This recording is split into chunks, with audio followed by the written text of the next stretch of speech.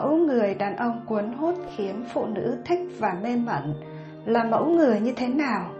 Tôi đã bắt gặp rất nhiều quan điểm rằng phụ nữ là những con người thực dụng. Họ chỉ thích những người đàn ông đẹp trai, phong độ, có biệt thự, xe sang. Điều đó có phải là thật sự không?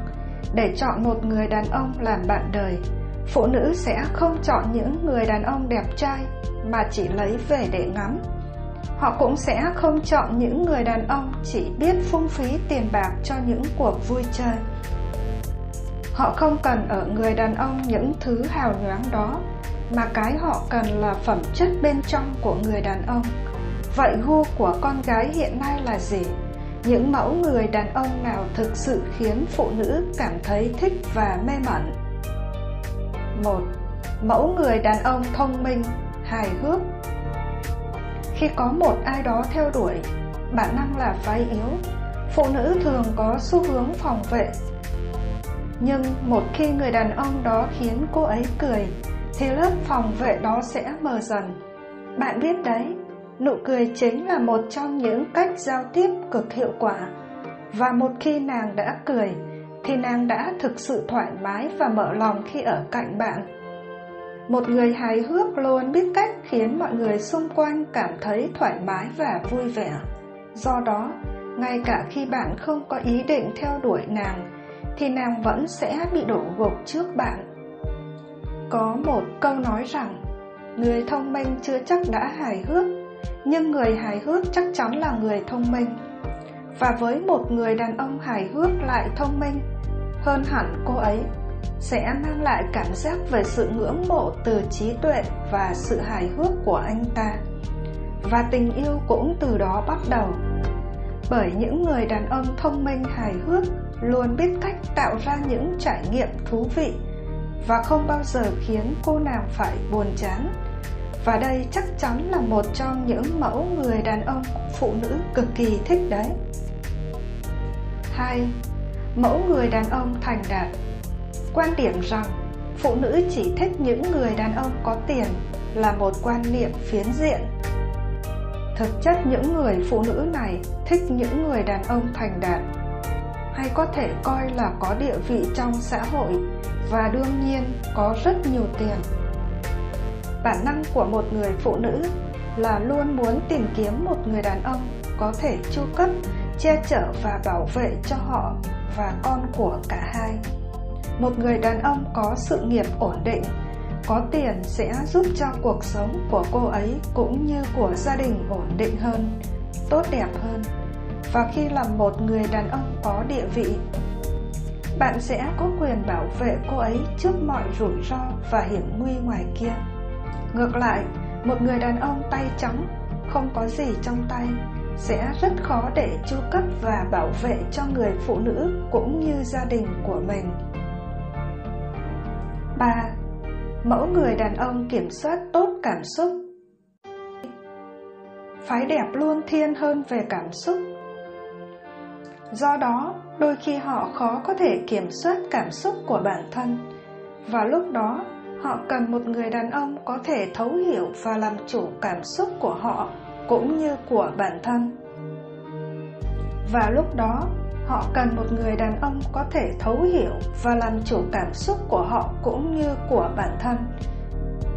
Bạn biết đấy, khi nàng cảm thấy tức giận và khó kiểm soát hành động của bản thân, bạn cần là người khiến nàng trở nên bình tĩnh trước khi cuộc cãi vã có thể nổ ra.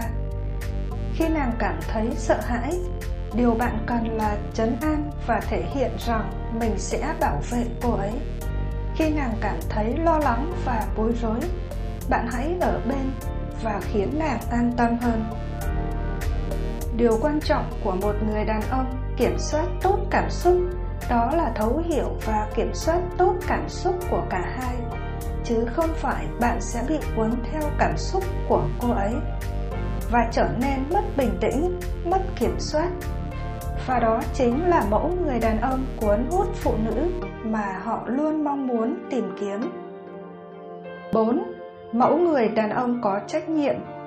Phụ nữ sẽ không muốn cưới một cậu nhóc trong cơ thể của một người trưởng thành. Họ cũng không muốn cưới cậu quý tử của mẹ chỉ để chăm sóc thêm một người nữa ngoài con cái.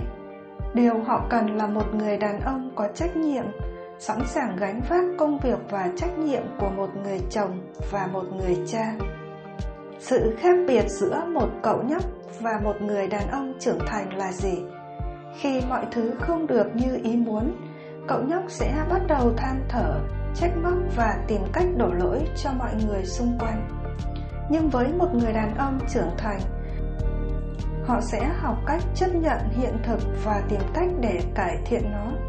Và nếu như cuộc sống hôn nhân có bất kỳ vấn đề gì, mẫu người đàn ông có trách nhiệm sẽ cùng vợ gánh vác để vượt qua mọi thứ, chứ không phải chỉ ngồi đó than thở và đùn đẩy trách nhiệm cho người bạn đời. 5. Mẫu người đàn ông có nhiều tài lẻ. Những người có nhiều tài lẻ như vẽ đẹp, hát hay, thể thao giỏi, biết ảo thuật, đánh đàn, biết nấu ăn, thường dễ thành công cũng như thu hút được thiện cảm của nhiều người. Đặc biệt họ cũng có khả năng khiến phái đẹp khó mà cưỡng lại sức hút của họ. Đơn giản vì mỗi một ngày ở bên cạnh họ, phụ nữ lại phát hiện thêm một tài năng thú vị mới. Do đó, những người đàn ông nhiều tài lẻ này sẽ tạo nên một cuộc sống luôn có nhiều điều bất ngờ cho người phụ nữ của họ. Ngoài ra, những người này thường dễ trở thành các nghệ sĩ. Từ đó, con đường sự nghiệp cũng sẽ sáng lạn. Và đương nhiên, đây cũng là một mẫu người đàn ông phụ nữ mê mẩn. Bởi phụ nữ thường thiên nhiều hơn về cảm xúc, cái đẹp và nghệ thuật. 6. Mẫu người đàn ông tự tin. Tự tin luôn đem lại một nguồn năng lượng tích cực trong cuộc sống, cũng như ảnh hưởng tích cực tới những người xung quanh.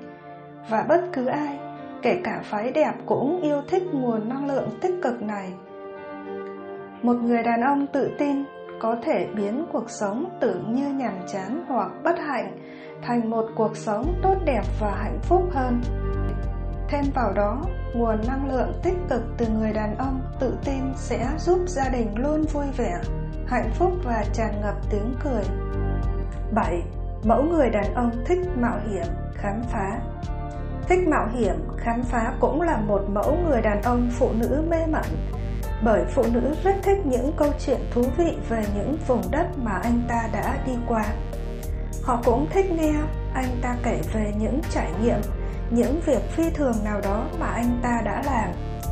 Và nếu cô nàng là một người có sở thích xê dịch, chẳng còn gì tuyệt vời hơn những chuyến đi trải nghiệm riêng tư giữa hai người. 8. Mẫu người đàn ông hào hiệp. Người đàn ông hào hiệp sẽ cho nhiều hơn những gì người xung quanh yêu cầu và không tính toán thiệt hơn. Sự hào hiệp đúng nghĩa là một hành động giúp đỡ bất vụ lợi và đôi khi vượt qua khả năng của mình, đồng thời cũng là một hành động đấu tranh cho cái tốt, cho sự công bằng và tốt đẹp trong cuộc sống. Hành động nghĩa hiệp xuất phát từ sự yêu thương và quan tâm đến mọi người, từ lòng dũng cảm dám đấu tranh chống lại cái xấu, cái bất công và tệ nạn xã hội. Và phụ nữ thì luôn thích nghe những người đàn ông mang trong mình những hành động nghĩa hiệp, cứu giúp người khác một cách không vụ lợi như vậy. Ở họ có một cái mạnh mẽ, dũng cảm và liều lĩnh của một người đàn ông, nhưng cũng có đủ tình yêu thương và sự quan tâm. Chắc hẳn bạn nào cũng đã nghe đến câu anh hùng cứu mỹ nhân rồi, phải không nào? Đó luôn là một trong những cách khá hiệu quả để lấy lòng phái nữ đấy. 9. Mẫu người đàn ông chân thật.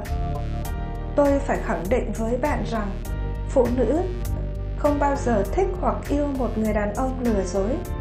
Bạn có thể nói dối cô ấy, bạn có thể giấu nhiều thông tin riêng tư về mình, nhưng chỉ trong thời gian ngắn thôi, phụ nữ luôn có những giác quan nhạy bén để nhận ra vấn đề. Một mối quan hệ được tồn tại trên sự giả dối thì sẽ không thể tồn tại được lâu. Và khi phát hiện ra người đàn ông lừa dối mình, phụ nữ sẽ vô cùng bị tổn thương. và chắc chắn cô nàng sẽ không còn ý định cùng bạn bước tiếp. Do đó, hãy chân thành, hãy sống thật với cảm xúc của bản thân và hãy để người phụ nữ của bạn có quyền được biết những gì họ cần biết.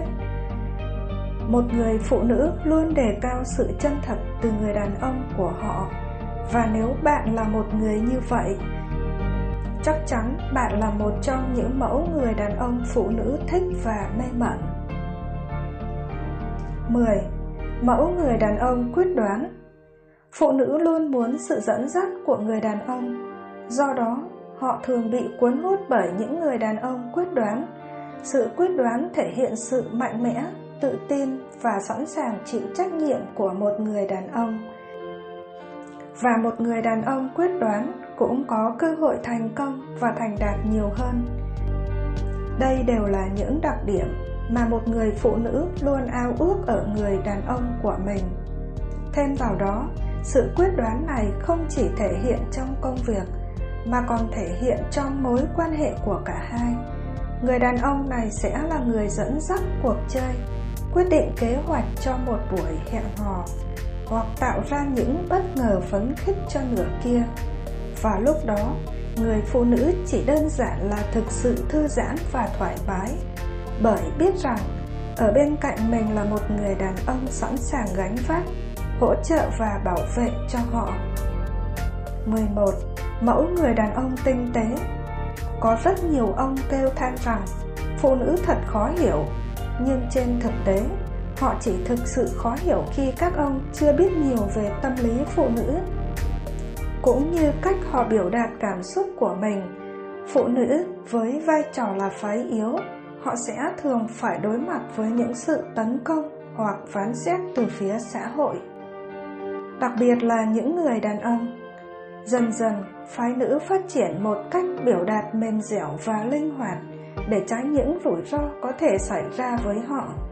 Và cách biểu đạt này đôi khi được coi là khó hiểu đối với phái mạnh. Do đó, một người phụ nữ sẽ đánh giá rất cao một người đàn ông có thể thấu hiểu và quan tâm, ngay cả khi cô ấy chưa mở lời. Và điều này thì những người đàn ông tinh tế làm rất tốt. Họ luôn quan sát từng cử chỉ, nét mặt của người phụ nữ. Từ đó, họ thấu hiểu và thể hiện những hành động quan tâm, ngay cả những điều nhỏ nhặt nhất. Và chẳng cần phải qua hào nhoáng, phụ nữ cũng chỉ cảm động từ những sự quan tâm nho nhỏ ấy. 12. Mẫu người đàn ông lãng mạn. Cuộc sống có rất nhiều bộn bề và bon chen. Ngay cả trong cuộc sống gia đình, khi kết hôn với người đàn ông hằng yêu thương, phụ nữ cũng luôn bị cuốn theo vòng xoáy của công việc, gia đình và con cái. Và người phụ nữ luôn luôn muốn một người đàn ông mang lại cho họ những giây phút lãng mạn, giúp họ quên đi những lo toan, muộn phiền, dù chỉ trong chốc lát. Do đó, đây cũng là mẫu người đàn ông cuốn hút, khiến phụ nữ thích và mê mẩn. Có lẽ hiện nay, rất nhiều chàng trai cho rằng thời đại của phim ngôn tình lên ngôi đã biến hình tượng những mẫu soái ca đẹp trai, giàu có trở thành mơ ước của biết bao cô gái. Còn những chàng trai ngoài đời thực sẽ không được ngó ngàng tới vì các nàng bận tìm kiếm nam thần của lòng mình rồi. Tuy nhiên, điều này bị các cô gái cật lực phản đối đấy nhá. Rất nhiều các cô nàng đã lập ra một danh sách những hình tượng của các chàng trai có thể làm các nàng chết đứ đừ. Mặc dù không hề giày ví,